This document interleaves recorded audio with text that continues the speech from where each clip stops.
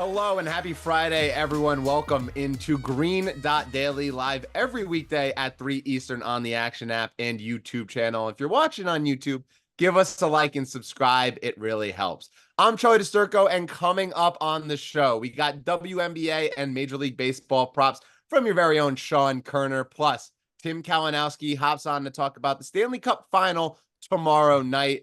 Nick Giffen also going to break down some NASCAR and Euro League soccer bets. But let's start with last night's game one of the NBA Finals and perhaps the question of the day.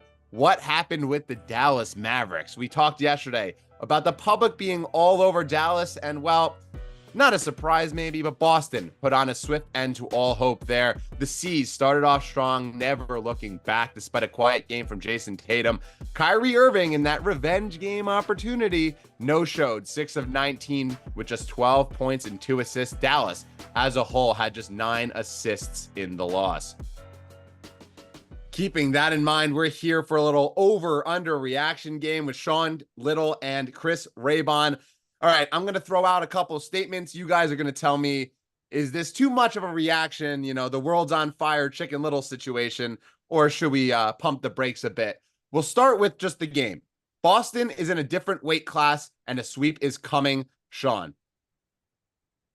That's an overreaction. They are in a different weight class. The Boston Celtics, they're flat out a better team. I think we're kind of forgetting that this is going to go down as one of the best teams of all time if they can win the title. Throughout the year, they scored 1.2 points per possession. They were double-digit favorites, fellas, 40 times, including the playoffs this year. They're darlings in the market. They've been really good all year. So they're in a different class, but this is an overreaction. I think Dallas has a chance to at least get 1 or even 2 wins in this series. It's interesting, right? Boston also just unbelievable at home in TD Garden. And I want to say Kyrie Irving, 0-11 since stopping on that Celtics logo as a Brooklyn Net. That's maybe Kyrie doing this part right now. But Chris, is that an overreaction? Are you in agreement with Sean? It's an overreaction because, first of all, game ones really don't mean much in the finals. I mean, I like Boston coming in. I thought they should be the favorite, bet on them for the series, but favorites are now 18-2 straight up over the last 20 years in game ones. That's just what tends to happen in these game ones of the NBA Finals. Home teams are now 29-4 straight up in game ones in the NBA Finals, dating back to 1996. So, this was expected. Now the series starts. Boston has had its troubles in game twos at different points in this postseason. So we'll see what happens. Dallas shot just 6 of 24 on open and wide open threes. That should improve. But with that said, Boston is in a different weight class. And I think it comes down to their defense, because if you look at their defense in game one, they tightly contested 58% of Dallas's field goal attempts. In the playoffs, Dallas has been tightly contested on just 47% of its field goal attempts. And remember, that was going through a pretty rough gauntlet of a Western Conference, and Boston's contesting, 11% more of their shots. So it's just tough to beat, especially when Boston is a more balanced offense on the other side. And Dallas's defense really fell off as well in terms of, Boston, I thought, had a much better ball movement. So there's still a lot of the matchup advantages and things like that favor Boston. Nothing's changed, but game ones, that was to be expected. It's what tends to happen in these NBA Finals. Let me ask you this. Are all game ones built the same, though?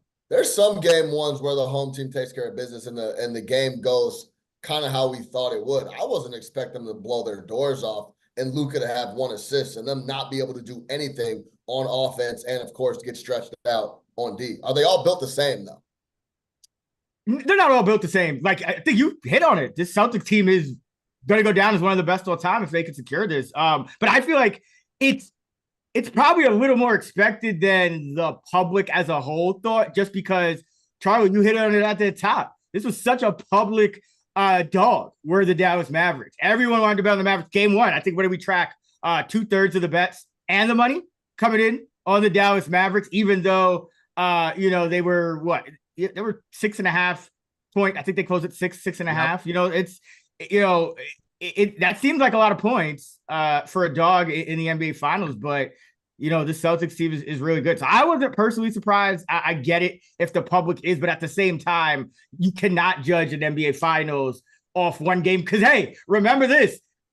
2 years ago, the Boston Celtics were in the finals going up against the Golden State Warriors. Boston goes on the road, a dominant fourth quarter to secure a double-digit win in Golden State, and then drops 4 of the next 5 games. So series isn't over by any stretch. Yeah, and listen, maybe Luka Doncic can go in his bag and get a 40-point game, and that's certainly possible. And I think that's kind of what's holding me back on saying, yes, they're going to sweep. But to watch what happened there and watch just Boston, the 6-7 offensive players that they have just are leaps and bounds better than like the 3 through 6 of Dallas. I mean, it was incredible to watch. And so I personally didn't expect Boston to just start and blow the doors off from first quarter to the end. And, it did get a little close in the third quarter. Luka is Luka. So we'll see if that is going to come to fruition, as the series goes back to Dallas, because I think Boston takes care of advantage or takes care of everything at home again in game 2. But this one of the big storylines coming into game 1 was Kristaps Porzingis, and he was 50-1 to win the Finals MVP prior to the game. 20 points, 6 rebounds, 3 blocks in the win. Returned from injury, looked fantastic. Was making difficult shots, circus shots. Everything was going in for him. He's down to plus 550 now over at FanDuel to win the Finals MVP. Raybon, is that an overreaction? Yeah, absolutely. He made tough shots. He came off the bench. He only played 20 minutes. He's an re-injury risk. I mean, listen, the part of the cap of why I think the sharps and the books liked Boston so much was Kristaps Porzingis is a major addition. He was out pretty much the entire postseason for Boston. But yeah, Jason Tatum won't shoot 37% from the field every game. He won't turn it over 6 times every game. Jaylen Brown, my pick for MVP before the series started, still, I would argue, had a better all-around game than Porzingis. 22 points, 6 boards, 2 assists, but the 3 blocks and 3 steals, one of them where you just straight picked Luka's pocket and yammed it. So I think both of those guys are still, plus 550. That's plus 550 is shorter than Jaylen Brown closed before the series started. Right. So these MVP odds are ridiculous. Just like I said, Tatum at a juke better than 50-50 was also ridiculous. Yes, Jason Tatum should be the favorite, but he closed at minus 125. I think the sports books make a lot of money on these MVP bets because they're absolutely ridiculous. And the fact that we have to have this conversation in the first place, and by the way, Sean, I don't know about you, but I feel like that move, Joe Mazzulla bringing in KP off the bench, he might need to keep doing that because Dallas shot just 5 of 19 on Al Horford. He blocked 2 shots and didn't allow any free throws. So Al Horford, I mean, some of the ways he was shading Luka on some of his threes, I might want to keep that starting lineup rolling. Yeah, no doubt. The books are begging you to take KP at plus 550. There's no doubt about that for Finals MVP. I can guarantee you this number in the next couple of games will be up right back to plus 2,500, plus 3,000, in my opinion. He had an unbelievable start to the game, but the team is too balanced, and he's just not going to continue to make that big of an impact game in, game out to warrant you taking him as the Finals MVP. Now, the biggest talking point for me, and this kind of leads into what you were saying, Raybon, about KP coming off the bench, was if Al Horford is going to be able to move his feet and play defense and actually be somewhat of a lob defender and a big defender that can switch everything and still will give people problems, specifically Kyrie and Luka Doncic, then KP coming off the bench is even more impactful because it's not, hey, we have to get Al Horford off the floor, so let's get KP on there. KP is just going to be a supplement off the bench and I guess in addition to a bench that's already thin. So, yeah, KP coming off the bench, I think should stay that way. It looked phenomenal in game 1. Everything looked really well. And also, to go back to that third quarter that you mentioned, Charlie, a lot of people's bottoms got tight in the third quarter when Luka hit that 3 and looked in the crowd, right? And it was kind of like, here we go, same old Celtics. But they didn't fold at all. There was years prior, and maybe even earlier in the season, where they would have folded up and lost that game. There was a game, I think it was game 3 or game 4 against the Pacers where game got tight. old Celtics teams would have folded up. It seems like they're a little tougher around the edges than I personally have been giving them credit for as of late. I liked how they responded in the third. KP coming off the bench is the model, Raybon, but don't print any MVP tickets. Tatum and Brown are too impactful and control the usage and impact the game way too much outside of, KP's first quarter. Yeah, I think I was just gonna say, like, you guys, Charlie, like, you saw when Luka hit that three, and you kind of expected Boston to maybe start folding. Yeah. Who was the guy that kind of willed them back? Jaylen Brown. Who was the guy that willed them to that game one win in Indiana against Indiana when they were about to fold? Jaylen Brown. I think that, to me, is what's different about the Celtic team. Like, Jaylen Brown has matured in a way that I think, as a co-star, co-leader, like him being able to do that now as Jason Tatum kind of chill and just do his thing. But I think Jaylen Brown has given that team a little added edge, and Drew Holiday as well has given that team a little added edge. But Al Horford, man, he can always defend, Sean. Familiarize himself with his game, man. He might not be like he used to. Nah, Al Horford can move, man. No. That was the worry, though. If there's a guy that Luka is looking for, it was out of the guys on the floor, it was going to be Al Horford. He was unbelievable defensively in game one. If that's going to be the case, forget about it. Al Horford, 70 years young and still defending like he's 23. And you mentioned Jaylen Brown, his finals MVP odds is basically halved after game one. Tatum, minus money, now plus money. I agree with you guys. I think KP is a bit of an overreaction. I don't think, especially given how just balanced this lineup is, he's not going to be the one to lift that trophy. But it is interesting just in general, looking at that team. You would think after the Warriors series and then the Heat last year that this team would mature and be ready, and with the additions of KP and Drew, to actually look different down the stretch in tight games. But the thought definitely did cross my mind when Luka hit that three. I was like, are they really not going to cover after being up by 20 plus? But again, Luka, as good as he's been, Kyrie Irving was an absolute ghost in that game one. And, there was a revenge game opportunity. He was one of the most bet player props in all of NBA Finals game one, his over points, rebounds, assists. So then I ask you guys, Kyrie Irving, will he ghost in game two? Is that an overreaction? He had 12 points, 3 turnovers, 2 assists in game one. Sean, I'll kick it to you first. Yeah, this is an overreaction. I think ghost is just a bit too strong, but he's going to have a hard time scoring. That's what it looked like coming out of game one. The only thing that made me immediately say this was an overreaction is I go back to the Western Conference Finals, and Raybon and I talked about the changes and the switches and the defensive adjustments that Minnesota made. They put Ant-Man Anthony Edwards on Luka. He was going to give him a hard time going back to Minnesota in game 5. Jaden McDaniels, he's too long for Kyrie. What is Kyrie going to do? Those boys came out in game 5 and torched those dudes. Absolutely ran them over. Both had 30 plus, tucked them away. Series over. We're off to the finals. So there's gonna be some time for Kyrie and the gang to adjust. He'll get better. He's not gonna have a game like he did in game 1 too many more times in this series. So I think Ghost is a little bit strong. I think overall, the reason I gave out the first half yesterday for the Boston Celtics at -3.5 was that they were lights out in the first half all year long, and they just had a lot more things to figure out in that first 2 frames. Who's going to guard Porzingis? How's Porzingis going to look? How are the Celtics attacking Luka on the pick and roll? Are they switching everything? Are they not? Who's guarding Kyrie primarily? There's a lot of different things to figure out. That's why I think they came out slow. They never really recovered from that start to the game. Kyrie will be better. Ghost is an overreaction.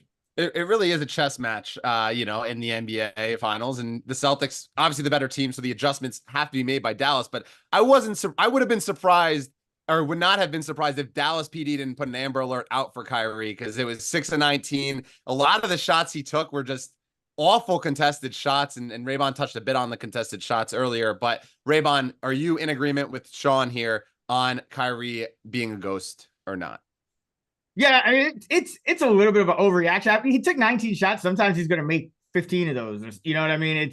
They were bad shots though, but Kyrie's one of the best tough shot makers in the NBA. So But could he have 4 more games like this at the same time? Yes, he could, because Boston is so good. And I think another thing, does Missoula start KP? Because then I think Kyrie gets more opportunities against drop coverage. He's going to light those up. So that's kind of my question. But I will say, before the series started, we knew best backcourt defense in the NBA, capable of switching 1 through 4, 1 through 5 with Horford on the floor. So it's going to be a tough series, but I think a lot hinges on, when Kristaps Porzingis gets his minutes. So that's why I'm really interested to see, if Missoula brings him back. Because I know he was coming off an injury, but I wonder if that was just more of a strategic thing for Missoula to just say, hey, let's bring KP as like a super 6-man. And then that way we don't let Kyrie get in a rhythm early against some drop coverage or anything like that. So just great coaching by Missoula. And it's going to be a tough series for Kyrie, but he could have a game just like Luka. He could have a game where doesn't matter how well Boston's contesting, Luka might just steal one single-handedly. Kyrie's capable of doing the same thing with his offensive bag. Yeah, and another guy that also maybe struggled a little bit, didn't have the same game that we expected. Jason Tatum in game 1, mostly like we talked about. KP was the biggest talking point. Jaylen Brown had a better all-around game of probably any Celtic. Jason Tatum didn't shoot too well, did have the double-double, but I ask you guys, Jason Tatum is not a superstar in the league. He's just a really good NBA player. Is that an overreaction or am I crazy? Sean, tell me. Correct. Does that count? Does that work? Overreaction, underreaction? I think correct. Listen, a big part of this is what's your criteria for being a superstar? Some people think there's 10, 12 superstars in the NBA. I'm more on the side, there's like 3 or 4, 5 tops, right? So that's where it gets different. Like, for example, for me, Jokic is a superstar. LeBron is a superstar. Durant's a superstar. Luka, in my eyes, is a superstar. Like, even guys like Anthony Edwards, Giannis, superstar. Guys even like SGA, star, Ant-Man is a star on the rise. Like, let's not forget about, like, when Ja Morant had the league by the you-know-what, not a superstar yet still. He's still a star. So I think for me right now, I understand he's a perennial first-team All-NBA guy. But Jason Tatum, night to night, I'm asking myself, who was the most impactful guy on the Celtics? And more times than not, I shouldn't say more times than not, there's very often a time where I'm looking at guys like Jaylen Brown or Derek White that are making a bigger impact than Jason Tatum. Star, really good player. He's going to be the Finals MVP, in my opinion, if they win this series. He's not a superstar for me. That goes against Raybon's agenda that he's been pushing every single day on the show, which is Jaylen Brown is the Finals MVP. But Raybon, do you agree with my statement that he's just a really good player? I think that you kind of went on GDD and said that as to why you bet Jaylen Brown at that 6-1 number. Tell me. Yeah, I got to say this is overreaction now. Like I was just saying the odds were off heading into game 1, but now I feel like it's going too far the other way. Like the Celtics won by 18. Jason Tatum played 42 minutes. The guy gets a double-double. He's getting all types of hockey assists, moving the ball around. And I think, when I took Doris Burke off mute for the few minutes that I did, I heard her say that Jason Tatum is, like he started out, he was so thirsty to score. And now he's just letting the game come to him. And I thought that's what he did in game 1. Yes, sometimes you're going to shoot 6 for 16. Sometimes you're going to shoot 10 for 16. It's basketball. But I thought he took what the game gave him. I thought he was instrumental on defense. I thought he moved the ball around. And that's the thing. Jason Tatum, he may be the Finals MVP, he may not, but if they win, but they don't need him to be. And that's what I see is this Boston team is just so balanced that Jason Tatum playing the way he did is fine. That they don't need him to put up 35 like a superstar would. Like the Dallas Mavericks, they need Luka Doncic to put up 35, 40 points. I mean, he had 30 early in the fourth quarter in game 1, and they scored 89 and lost by 18. So Dallas needs its superstar.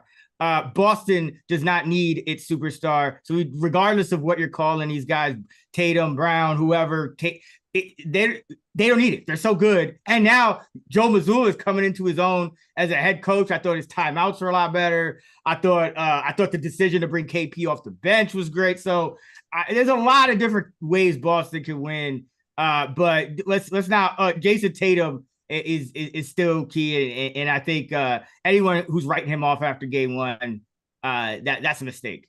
I just tried to get you to bite the bait and go in on Jason Tatum and hate him, but I came up unsuccessful there. And it's a Charlie. You know what it really is? I feel like this is sometimes it's not this cut and dry, but we talk about this at Action Network a lot. Like you tend to be the most profitable betting against the public, and that just kind of extends to your thought process, right? And anytime you see things kind of sway a little too far one way or the other, that's when you kind of got to step back and think about things and put them in perspective. So, before the series, I think it's true. I think Tatum was a little bit overvalued. Everyone is, oh my God, he's got to do this for his legacy, and forgetting just how good Boston is, forgetting how much KP contributes. I mean, Jaylen Brown. So, but now it's like Tatum, just because he doesn't have a monster scoring game. And, it's like everyone's like, oh, man, Jason Tatum, where is he? Like, no, man, Jason Tatum, just like the other 6 or 7 rotation players in the Celtic team is key and is a big reason why they're up 1-0 in the final. Really quick, I think the thing about Tatum is people are arguing two different things. I agree with everything Raybon just said. He's pivotal to that team and their success. He was awesome in a lot of facets last night. He didn't play really well offensively. Fine. He was still majorly impactful on them getting that W. There's a camp that's talking about Jason Tatum becoming the MVP, a superstar, the face of the NBA. And for you to be doing all that stuff, you better come into the finals and win the finals MVP. Then there's another camp, essentially like what Raybon is saying, is that, hey, this guy is really good. He impacts winning. He's going to win the title. And then we could go from there. I think it's two different groups arguing, and they're arguing two different points. I'm of the camp that he has everything, all the tools, everything going for him to be the face, to be the superstar, to be the MVP, and he comes up short in a lot of different spots. That's where the argument comes in of like, hey, where we at with Jason Tatum? Is he really that guy? Is he an auto first-team All-NBA guy like a lot of people think he is? Some people think he's just a good, solid star, top 15 type of guy in the NBA that impacts winning greatly. They're two different things. You got to decide what you want to argue. I think. Oh, sorry. One more, and then we could move on. But I was just gonna say, I think a lot of the perception with Tatum, I think he could do a lot to alleviate some of the negative perceptions of his doubters. He's averaging now over 4 turnovers per game in his 7 NBA Finals appearances. So, 6 turnovers in game one. If he had that same stat line, but 1 or 2 turnovers instead of 6, we might not even be having this conversation. So I think that's really the weakness of his game, is that he tends to make some mistakes and get sloppy with the ball. I saw somebody comment that he just doesn't bend his knees enough on either side of the ball. I mean, maybe that's true, because he's out here ripped. He's brolic as hell. He's ripped, but like, bro, you don't gotta do so many squats. Like, just work on your mental game, bro, because he's got all the talent, all the physical skills that he's, So I think the turnovers, though, 6 turnovers, in a closer game, that could have came back to bite them. We're gonna stop talking about Jason Tatum getting in a squat position and move on to our best bets for game 2. Sunday night, obviously the Celtics looking to extend that 2-0 series. We're gonna go quick here since the game's in a couple of days. I'm gonna put you guys on a shot clock, and you're gonna have 24 seconds to give me your best bet. Sean, I'll start with you. Yeah, I'm going right back to Jason Tatum. What do you know? Plus 5.5 points head to head versus Luka Doncic minus 110. Listen, Luka knows he's going to need help from the rest of the guys, and I think he almost forces those dudes to get shots up, and I think that plays into Jason Tatum saying he has a better game offensively. 5.5 points is too big of a cushion for Jason Tatum versus Luka Doncic. Barely. A little late, Sean. We got to work on your shooting skills a little bit. That's perfect. I got 25.48 on official on that. Go to the 25-4 monitor. rate unofficial. That's what we're rolling with. Raybon, you're up next. 3, 2, 1. Daniel Gafford, under 13 and a half points, rebounds, and assists. He had 12 and 14 minutes in game one, but only played 4 minutes in the second half, and that was with Lively in foul trouble.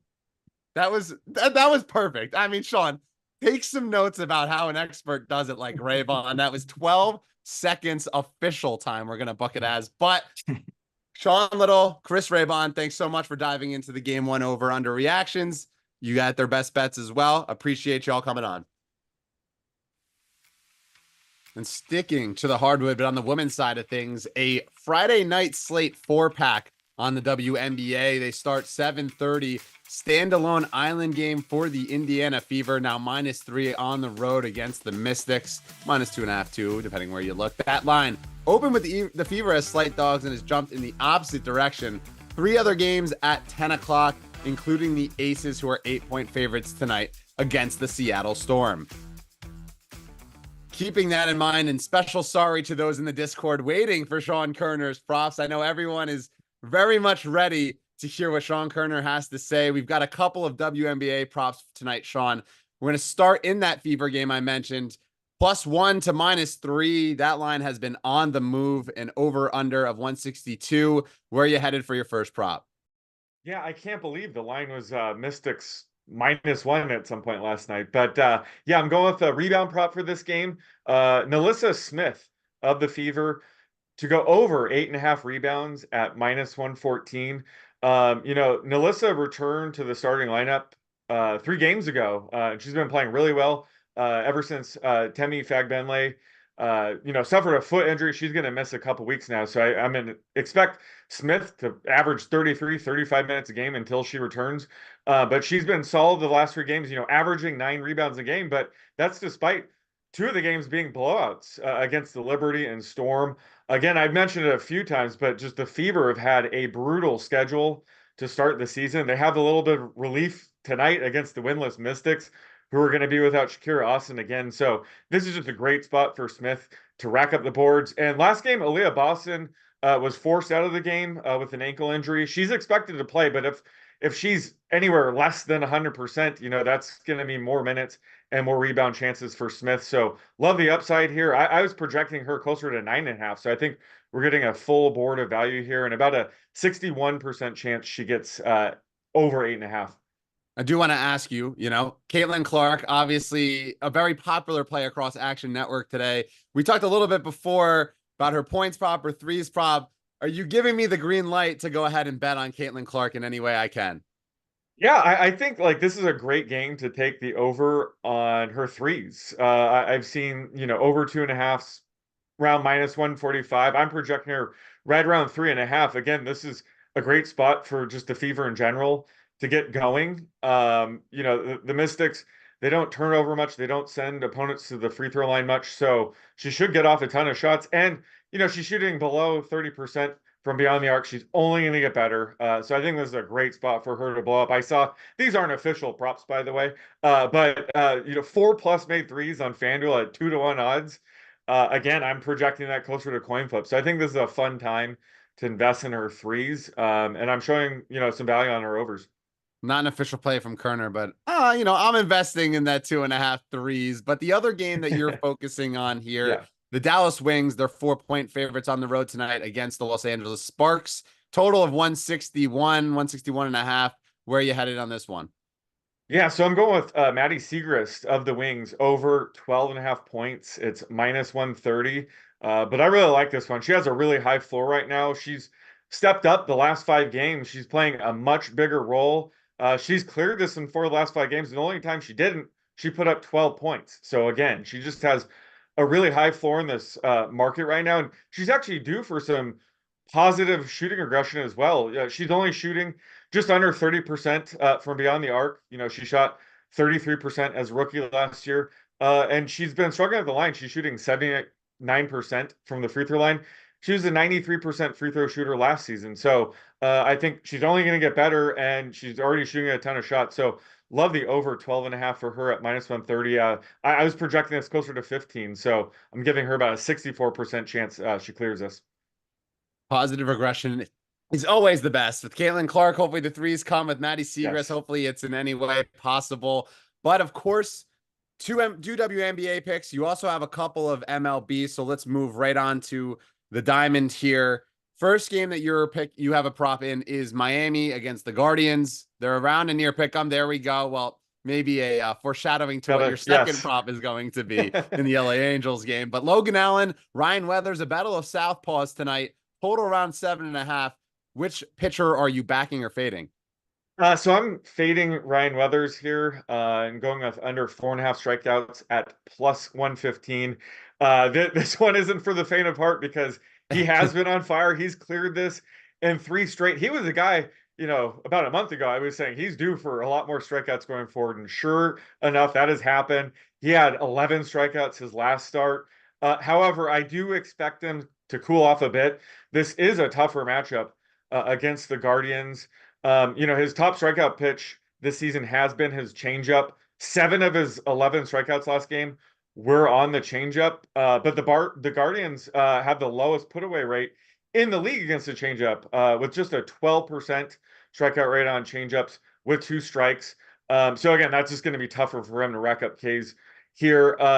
And we don't have the official lineup yet, I believe, but just based on the expected lineup, his 2 easiest hitters to strike out will be Gabriel Arias and Austin Hedges, who are potentially hitting 7-8 in the order. And one of the cool things about my simulator, it kind of projects when he'll get taken out of the game.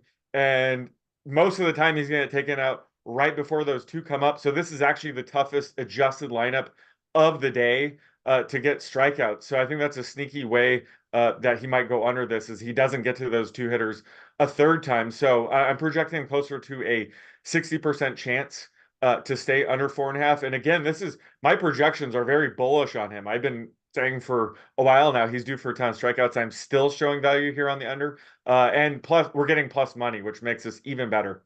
Yeah, plus money is always the wave. And the Guardians, they're always pesky. They're like the Nationals. They don't like to strike out. They put the ball in play. I'm curious, you mentioned your model real quick. I just want to guess. Yeah. Do they most likely often have him taking out against David Fry? Is that the third time through the order for him? Yeah. So it's the 6th hitter. So we don't have the official okay, so right around lineup Fry. yet. Yeah, so I think Jimenez, again, guessing that he's hitting 6. So whoever the hell they have hitting 6, that's his most likely hitter that he's going to get pulled out on. And it's also another thing with my sim, if we just kind of want to dive into this a little bit, is the way he gets to the 7 and 8 hitter is he pitches the contact more and his pitch count's a little bit lower. So it's kind of a double-edged sword here where it kind of favors the under more, where if he does get to face those 2 hitters more, he's very likely going to be under 4.5 K. So my sim kind of like factors all that in. But either way, he's going to want to face those 2 hitters a third time to really boost his chances. But I haven't getting pulled right before that. Yeah, I always like diving into just the intricacies of the simulations and stuff. It's always so interesting because you're a much smarter man than I, Sean Koerner. But the other game that you're targeting tonight, Astros Angels, a 9:38 first pitch. We got Framber Valdez on the mound against Griffin Canning. The Astros slight favorites, as I said, and over under 8.5. Where are you headed on this one? I think your hat's kind of foreshadowing. Yeah. I always hate doing this, but I feel like every few weeks I have the Griffin Canning fade, and I'm doing that again here. Going with under 4.5 strikeouts at minus 128. He's just really struggled to strike out hitters this year. His K rate is just right around 16%, which is nearly 10% lower than last year. And all the underlying data backs that up. He's seen a pretty big drop in whiff rate. His fastball's about 1.5 miles slower this season. And he's actually due for some regression on his changeup. I've estimated that he should have struck out around 8 fewer hitters with his changeup. So that's not good when you're striking hitters at a much lower rate and you're actually getting kind of lucky doing it. That's a bad mix. So I'm not really seeing many signs that his K rate will necessarily improve in the short term. And this is a tough matchup against the Astros, who whiff at the 3rd lowest rate. His top strikeout pitch is his slider, and the Astros have the 7th lowest strikeout rate against sliders. So there's not really much to like here. So I'm projecting him closer to minus 160 to stay under 4.5 strikeouts here. And the last time Griffin Canning played against the Astros this season, it was only a couple of weeks ago. 5 innings pitched, 2 strikeouts. So definitely putting the ball in play against them. And you mentioned the low strikeout rate. So, all right, there you have it. 4 picks. You got 2 in the WNBA. We got a little hat swap into the MLB 2 there. Sean Koerner, thank you so much and have a great day. Thanks for having me. And now let's head over to the ice and the Stanley Cup Finals, just one day out. Here's a look at some of the headlines ahead of puck drop. The Panthers enter as slight favorites to lift the trophy. Connor McDavid is looking for his first Stanley Cup of his career, and a win would snap the 31-year Canadian drought as a whole. Though a win for Florida would be its first franchise Stanley Cup since being founded in 1993. I mentioned the Edmonton Oilers being about plus 110, 115 underdogs in this series. We welcome in Tim Kalinowski now. You look at the Conn Smythe odds, Tim, and Connor McDavid plus 190 to win the Conn Smythe, or 200, where depending on where you look. The rest of that field, though, Barkov, Bobrovsky, Tkachuk, Draisaitl, they're pretty far away from him. If you're an Oilers bettor or you want to back the Oilers in this series, it almost feels like you should be betting McDavid at plus 190 to win the Conn Smythe just to get that extra, 50, 60 cents. Am I crazy for thinking that? And you think he even has a chance that if Florida wins, he can win the Conn Smythe? Well, Charlie, you're bang on. You answered your own question. I don't even know why you have to have me on. I think you're absolutely right. Yeah, there's plus 200s on McDavid out there, plus 190. And I definitely think that if you're looking to back the Oilers, why not go McDavid? And furthermore, we had a great conversation about this on Line Change. I hope you listened, Charlie. But we were just saying, like, I think there's probably, or, Nick and Mike agree, there's probably a 10% chance, even if the Oilers lose, that he could still win the Conn Smythe. I mean, this guy has just been absolutely dominant, 31 points in this playoffs. Everyone knows, too, just kind of the narrative with the Canadian team, McDavid, he's kind of just been, the hockey post-Crosby, Gretzky Messiah here. And, that's why they call him McJesus. Could, the chances of him doing it are pretty high, I think. And when you look at the rest of that field, look, 5 players have done it, won the Conn Smythe on the losing team. 4 of them been goalies. It's happened one time in the last 25 years. I think in terms of just take away how good the player is, in terms of narrative, there's about as strong of a narrative to McDavid getting this thing as we've seen in a long time. So I think you're spot on. I've bet it myself as a bit of a hedge for my Panthers Stanley Cup future, but we will get to that. Yeah, I was trying to figure out how I can hedge my Edmonton future, and it feels like there's no Panther with any value. Is that fair to say? Yeah, I feel that way. I think it's just we don't really know who. Right. It's pretty consistent, like who will be the guy. No one. They have such a good team. It's kind of an indictment on how strong their team is, and that we don't really have a player to pop and take this thing. Barkov has been sensational, but he kind of plays. I would say kind of a quiet game in terms of what he does defensively sometimes goes unnoticed, which is actually a good thing for a player that plays well defensively. It's like, oh, I didn't even notice him. It's like, yeah, because he keeps the puck out of his own net. And I would also just say, I would advise for sure, I wouldn't bet Bobrovsky to win this thing. I think that he has kind of just held serve in terms of what he's been asked to do, which I don't think is really Conn Smythe level. That to me, that stuck out as being a little too short. Something that if you're going to back a Panther, I would say just not Bobrovsky. See, I answered my own question. You're just taking my follow-up questions and notes that I had planned here. Bobrovsky, 2.2 goals allowed per game, 12-5 in the postseason. It's actually interesting, right? You mentioned the McDavid thing, 31 points. The next closest Panther, that is 19 points from Matthew Tkachuk. So there's 12 points that separate it. You imagine McDavid probably extends that streak, and the Oilers a high-scoring team. But let's take a look from the series as a whole. The Panthers, I mentioned, slight favorites. We've discussed this. It feels like this series is as close to a coin flip, though, as it could get to one very good all-around team, and then the Oilers a top-heavy. Just they're going to continue to attack between McDavid, Draisaitl, and whatnot. You're targeting length of the series here, and you've gone on Green.Daily about 5 times prior to this, and every time you've thrown out the same bet. So grace us with this one.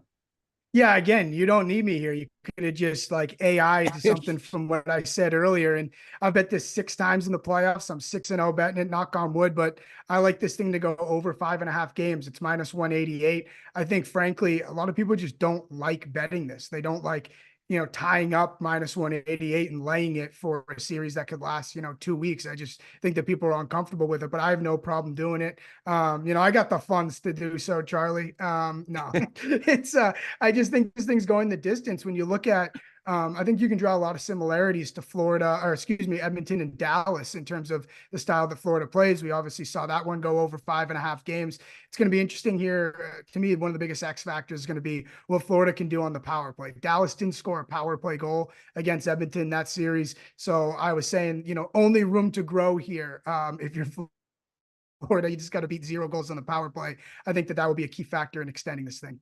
Yeah, ChatGPT was unavailable to do a video hit, so that's why we have you filling in for them right now. And then listen, if it ain't broke, Tim, don't fix it, right? Like over 5.5, it feels like this is coin flip series. The same is going to happen.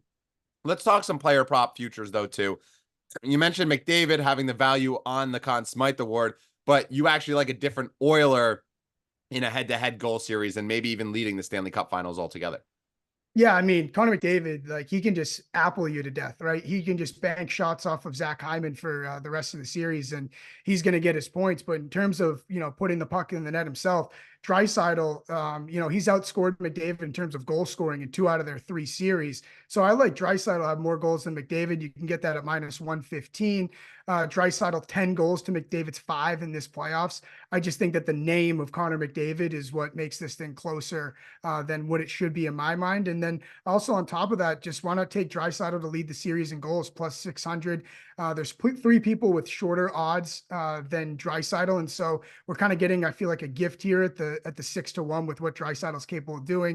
The power play, his ability, it goes without saying, his ability to dominate, and just McDavid being involved ahead of him is good for us that we get that longer. Like I said, he's outscored McDavid in this playoffs. So Draisaitl, this guy can get hot, and when he's red hot, it's he puts the puck in the net and does everything. So 6-1 here, I think, is a pretty good look on Draisaitl. Yeah, I love this one. I know, every time I see Nick put Draisaitl on the app, it's like an auto tail for me. It's the guy, Draisaitl has been automatic, and I'm surprised, Tim, you haven't corrected me. I said Stanley Cup Finals once or twice. You didn't, the Canadian hockey fan in you just didn't correct me to say it's singular, Charlie. It's not plural. But let's talk long shot. You have one long shot here to lead the series in goals out at 30-1. Yeah, the top is very crowded and, deservingly so because of all the superstars in this series, mainly on the Oilers. But if you want to go for a longer shot, I like Sam Bennett to lead the series in goals. You get that 30-1, just a little sprinkle. I'm just a gigantic idiot. I actually bet this in the Rangers series with Florida, and I know I completely forgot I bet it for a little sprinkle, saw the money in my account. I said, wait a minute. So I said, why not go back to the well and actually say it out loud this time? Maybe that'll actually help some people out. If Florida wins this thing, again, their scoring can be pretty spread out, and Bennett could do this thing with a couple goals if they're able to shut down the Oilers. So Bennett, and I think also too the fact that Bennett missed time earlier in the series or early in this playoff makes this thing a little bit longer because people are overlooking the actual total that Bennett has in this playoff. So 30-1 there, Sam Bennett. What were the odds last series? 33. I hate you. Like you're like, oh yeah, I didn't tell anybody, but all of a sudden all this money came into my account. Yeah. Get out of here, Tim. Oh my God. I would kill to have even a plus 100 ticket fund come in that I forgot I placed. But let's talk game 1 tonight. Yeah, look, Saturday night, Charlie. Now I'll correct. Saturday night. Okay. See, there you go. You got me all off my grill because of Sam Bennett now.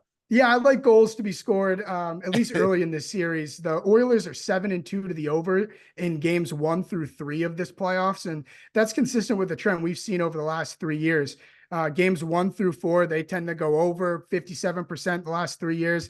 And then, it gets tight. 5 through 7, you get those really low scoring games, staring contests, neutral zones flooded. No one wants to make the big mistake late in the series. So I think early here, we're getting a little bit of, I think this number is just a little bit short. I think it should be 6. So over 5.5. Early here. And it's funny, Leboff and I were having a discussion that he likes the first period to go scoreless. And I was saying that could still be a scoreless first and this game going over because I think once the first one goes, this thing could break open a little bit. The reverse correlation parlay on that probably pays out a decent chuck as well. And shout out Nick Giffen. Reverse correlation. Nick Giffen teaching us all how to bet a little bit smarter than normal instead of just betting all overs. But Tim on the over 5.5. For tomorrow night's game, puck drop set around 8, 8:10. Nick, or wow, Tim, you know why I also hate you? You have a 20-1 ticket on the Florida Panthers. I have a 10-1 ticket on the Edmonton Oilers. So for this next week, I don't know if I'm going to be texting you at all. We're like rivals right now. I want to ask you though, are you fairly confident in that ticket? And if you think the Panthers are going to win, how many games will it take? Look, in this one, I did actually say out loud back December 5th on the line change show. So credit to me for that. And I know this is probably going to end in horrific fashion. And since you have an Oilers ticket, one of us, it's going to be complete heartbreak. But I actually do like the Panthers in this series. If I had to pick it, it would be Panthers in 6. I just think it's their time, their depth, just the way that they play. They're able to adapt to any style. And the Oilers have shown that they can do that. But to me, I'm still not fully convinced also too, because of Skinner and Net.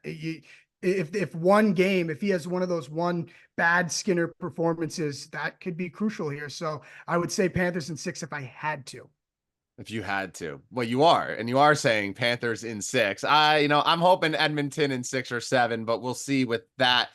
It's Friday, Tim. So we have to let you go on a fun segment, right? Like the hockey stuff, that's your job, but let's talk a little Utah expansion. Obviously, the Coyotes should be staying in Arizona, but they're moving to Utah. And there's 6 names that we've dwindled down the list to, or I guess not we, I'm not part of this. The Utah move, the Blizzard, the Hockey Club, the Mammoth, the Outlaws, the Venom, and the Yeti.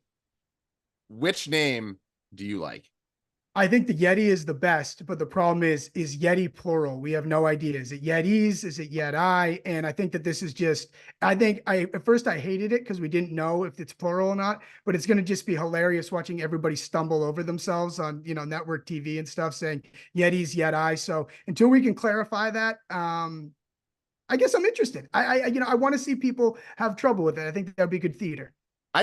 I think Yetis are plural, right? Like it has to be plural. Like there's multiple Yetis. A Yeti, I think of like Jedi, like we're going to Revenge of the Sith or something like that and going out to whatever moon or planet they're on.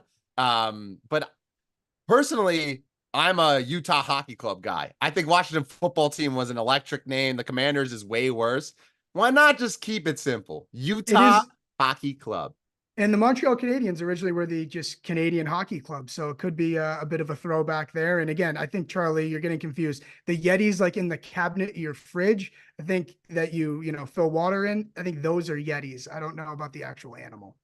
Oh, but are Yetis even real animals? I thought they were just fake. Can you just kick me off here? I don't want to talk about Yetis. All right. It's Tim Friday. Kalinowski, best of luck tomorrow night. Well, actually not best of luck because go Oilers, but thanks for hopping on. See you, Charlie. Have a good Friday.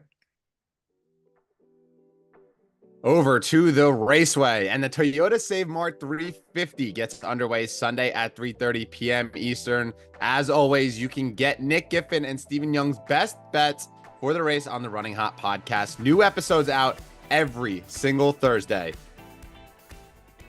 But I made sure that Dr. Nick Giffen saved us a pick for Green Dot Daily ahead of this race, and he joins me now. Nick, we're going to waste no time. Give us the angle that you're taking here. Yeah, I'm pretty excited for this one. It's going to be a great race at the road course at Sonoma. My last bet here for the week before practicing qualifying that I saved just for you, Charlie. Winning car number under 19.5. You can get that at -125. And look, we get the number 1 driver in my model this week with Martin Truex Jr., who drives the number 19 car. And by my math, I don't think it takes a PhD in math to know 19 is less than 19.5. So we get the number 1 driver there. Also, on Running Hot, I gave out Chris Buescher and AJ Allmendinger to win. Well, we get both of those drivers who are undervalued in the market. Then we also get road course ace Chase Elliott. More than half of his career wins have come at road courses. We also get Kyle Larson, you heard of him, Denny Hamlin, Kyle Busch, Ross Chastain, Ryan Blaney, Austin Cindric, and Chase Briscoe. They're all threats to win at road courses. All of them except Cindric and Briscoe have career road course wins, and the other 2 have come close. We also get Brad Keselowski, Austin Dillon, and Josh Berry, who small chance of winning, very, very small chance, but non-zero.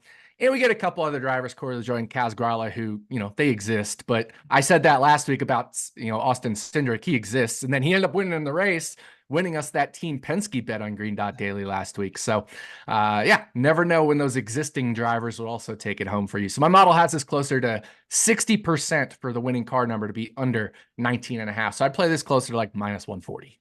I don't have a PhD in math, and I can confirm that 19 is under 19.5. And hopefully for Ryan Blaney's sake, he doesn't run out of gas in the last lap, and you can use that one too. I don't want to touch on a sore subject on you having him outright, but of course, this is his Nick's best bet for the Toyota Save Mart 350. But Nick also does soccer, and the European Championship, or the Euros for short, gets underway next week.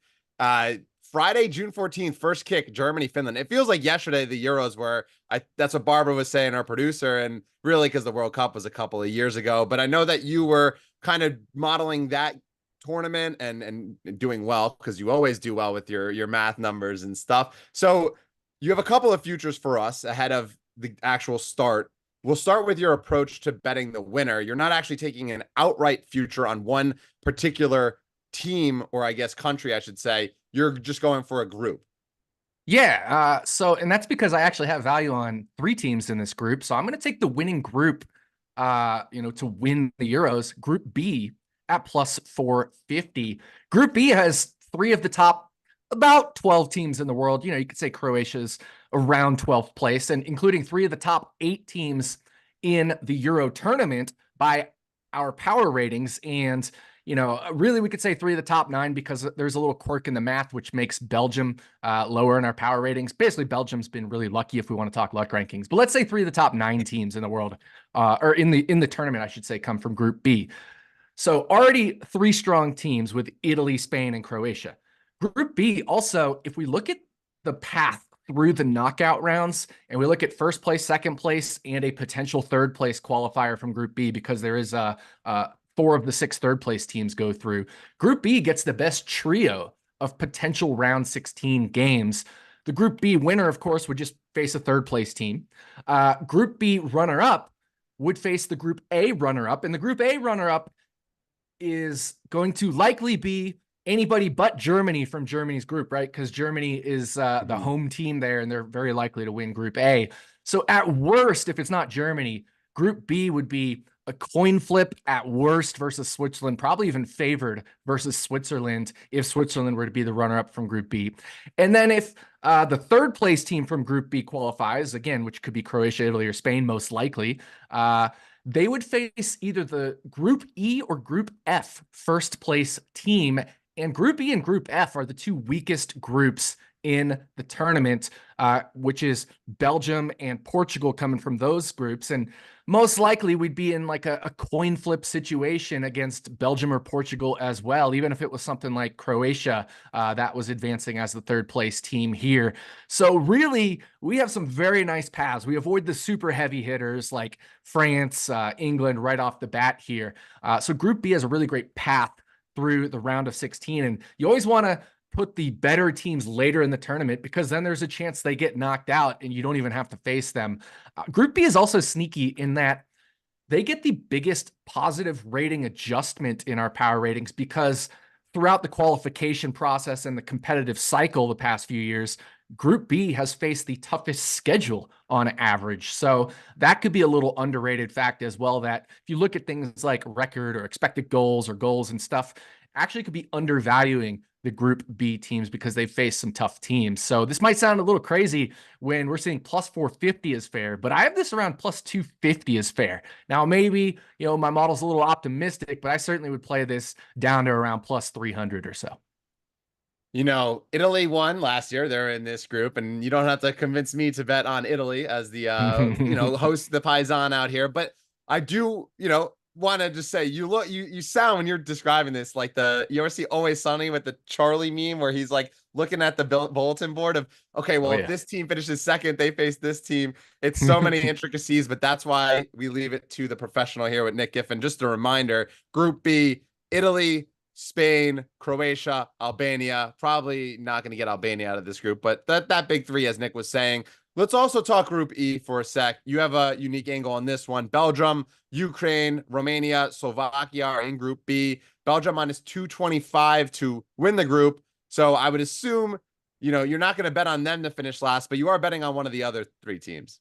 Yeah, and it's not going to be Ukraine because, like, you're Italian, I'm Ukrainian, so I'm not betting on my Ukrainians to finish last in the group. But I am taking Romania to finish bottom of Group E. You can get that at 2-1. And so you mentioned the group here, but Romania and Slovakia are nearly equal by most rating systems. If you look at the ELO ratings, they're 47th and 49th. If you look at the FIFA rankings, which are, the FIFA rankings, not that great, but they're still 46th and 48th. But even our own predictive analytics power rankings, and hat tip, of course, to BJ Cunningham for providing us with the data as well, one of our soccer experts here. But they're pretty equal in our, schedule adjusted, talent adjusted power ratings as well. Yet Slovakia is nearly even money to finish bottom of the group, but Romania is 2-1. And in fact, you can make the argument Romania is worse than Slovakia because if we look, Romania and Slovakia are nearly equal in both expected goals for per game and expected goals against per game this cycle. But Slovakia actually faced a tougher schedule. In fact, Romania has played the easiest schedule of the 24 teams in the Euros. In 17 competitive games, they've only played 3 games against what I would call tough teams in the top 45 in the world. And also those are the same 3 games against teams that have qualified for this Euros, twice against the Swiss, once against Germany. In those 3 games, Romania did go 1-1-1, but they were very lucky. If you want to talk luck rankings, Belgium might be the top of the Euro luck rankings, but could say potentially Romania is second because all 3 of those games where they went 1-1-1 against the good teams should have been losses by expected goals. In fact, in those 3 games, they had just 1.8 expected goals for versus 7.9 expected goals against. That's not very good. That's a -6 expected goal differential. And in the 17 overall games that we've been tracking in this cycle of the competitive games, Romania has only given up 8 goals. That sounds amazing, but 18.8 expected goals against. So that's a lot of luck. And it's probably because they faced a lot of bad teams. They're going to be facing some good teams in the tournament. So expect regression for Romania. So I have them as the team most likely to finish bottom of the group in this group, barely over Slovakia. Would bet this down around +150. Man, the word luck rankings is just getting me ready to run through a wall. I can't wait for football season. It is football season next week, Exactly. actually. So Nick Giffen, his prescription to 2 winners, if you want to feel better, Group B to win the Euros, as well as Romania to finish last in Group E. Group B winner, Group E. Yeah, a lot of alphabet rhyming. But Nick Giffen, thank you so much for hopping on, and best of luck this weekend on NASCAR. Thank you. Anytime. And here is Mike Conti and Sean Zerillo for their best bets ahead of this weekend's Belmont Stakes. I'm not going to let Sierra Leone beat me, but there's still something to be said. This horse consistently lugs in the stretch. I think that's the big issue here, is that he just is still so green in the stretch.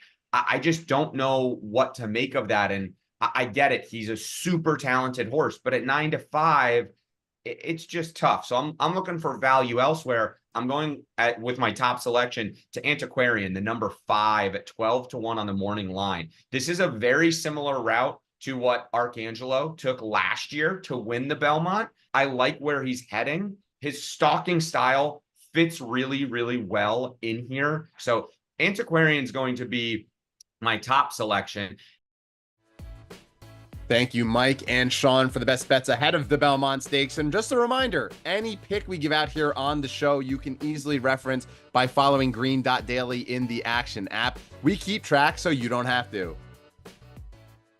And that's going to be all for Green.Daily on this beautiful Friday. Get out of here. Go enjoy the sunlight. I'm Charlie Disturco. Thank you so much for watching. We'll be back here Monday at 3 Eastern on the Action app and YouTube channel. Have a great weekend, everybody.